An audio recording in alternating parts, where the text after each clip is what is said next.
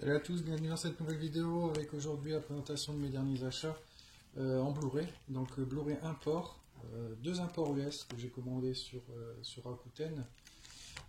Donc le premier c'est Assaut sur le Central 13, donc celui de 2005, le remake de Assaut de John Carpenter avec Ethan Hawke et Laurence Fishburne. Film que j'avais vraiment bien aimé, j'ai trouvé qu'il était vraiment bien fait, un bon remake. C'est pas souvent le cas. Enfin, moi personnellement, j'ai bien aimé. Alors après, peut-être, vous me direz, pour ceux qui l'ont vu, peut-être ont été déçus, ou je ne sais pas trop. Mais moi, j'avais bien aimé. Donc, j'avais repéré qu'il y avait la VF sur l'import US, qui était zone free, sur une présentation d'un autre YouTuber, de plusieurs, même je crois, plusieurs personnes l'avaient acheté. Donc, je suis pris sur Rakuten. On peut le trouver à un prix assez raisonnable, on va dire, hein. Donc ça va, c'était un titre que je voulais ajouter à ma collection, donc ça sera fait par ce fait. Deuxième film, alors, où je vais rentrer un petit peu plus dans le détail, c'est celui-ci. Donc film que je voulais depuis très longtemps dans ma collection. Donc le Dune, le fameux space opéra de David Lynch. Donc bon, on aime ou on n'aime pas, hein, Dune, hein, c'est vraiment spécial, il existe de multiples versions, etc. Montage télé, montage ciné, voilà. Donc là, c'est donc l'import US avec VF, zone free. Donc c'est l'édition, celle-ci c'est l'édition universelle de 2010, avec la VF et les sous-titres français sur le film et les bonus, c'est ça qui est intéressant, donc il y a quelques bonus, hein, voilà. Donc à savoir, pourquoi je me suis décidé à prendre cette version.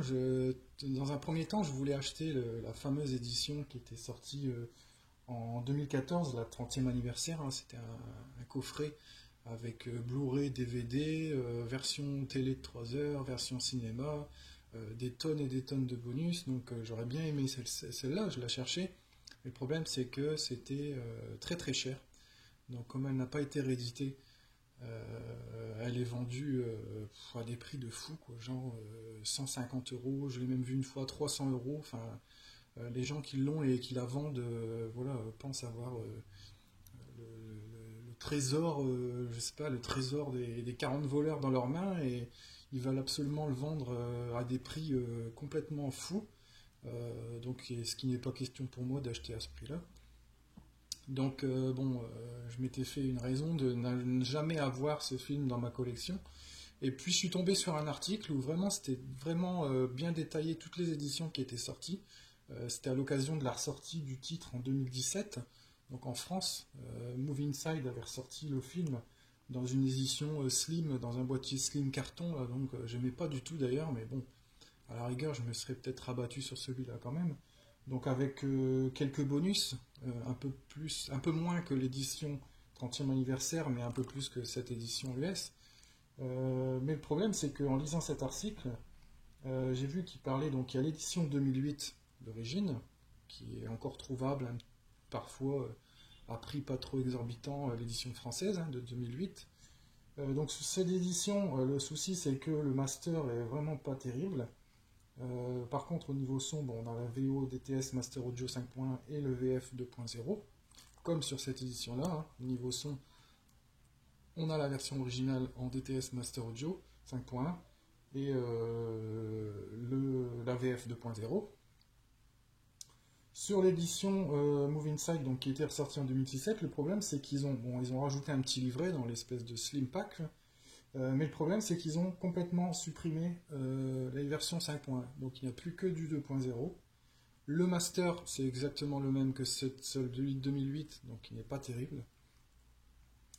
Et l'édition 2014, donc à part le fait qu'il y ait la version de 3 heures, mais sur DVD, même pas sur Blu-ray, il y a beaucoup de bonus également, mais c'est toujours le même master que l'édition 2008 et 2017. Donc pas terrible. Avec les couleurs qui sont qui sont pas fidèles, etc., au film d'origine, etc. Donc cet article conseillé pour avoir la meilleure version actuelle niveau master de Dune, c'était cette édition US, donc de 2010, qui a la VO 5.1, la VF 2.0. Et le film, par contre, sur cette version US, tient sur 36 Go, tandis que sur les autres éditions, le film tient sur 29 Go, donc qui est plus compressé, d'où la faiblesse du master, on va dire.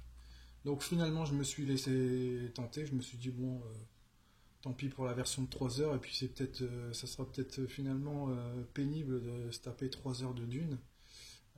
En plus, sur DVD, il n'avait même pas sorti sur Blu-ray, donc bon, il n'y a même pas un effort de fait sur le fait de cette édition 30e anniversaire de sortir tout sur Blu-ray, quoi, tant qu'à faire une belle édition avec un beau master, tout sur HD. Non, la version de 3 heures télé était sur DVD. Donc je me contenterai de cette version US, donc sur Blu-ray, avec les bons formats sonores, avec le meilleur master qui existe jusqu'à présent pour ce film. Donc si, comme moi, vous voulez vous rajouter Dune dans votre collection, je vous conseille cette édition US, donc de chez Universal de 2010, qui est la plus globalement correcte niveau son-image. Évidemment, il n'y a pas trop de bonus sur cette édition-là, mais les bonus qui sont présents ont les sous-titres français également. Donc voilà, c'était le petit bilan que je voulais faire, petit conseil d'achat si vous voulez acquérir Dune. Prendre cette édition-là, vous la trouvez sur Rakuten également, hein, souvent, pour pas très cher. Donc j'ai dû les payer, les deux, j'ai dû payer moins de 10 euros chacun. Donc je crois qu'il y en avait un à 7 euros et un à 9 euros et quelques, quelque chose comme ça. Donc après les prix varient hein, selon les périodes. Donc voilà, c'était tout pour cette vidéo. J'espère que ça vous aura intéressé, que ça va vous servir. Et puis je vous dis à bientôt pour une prochaine vidéo.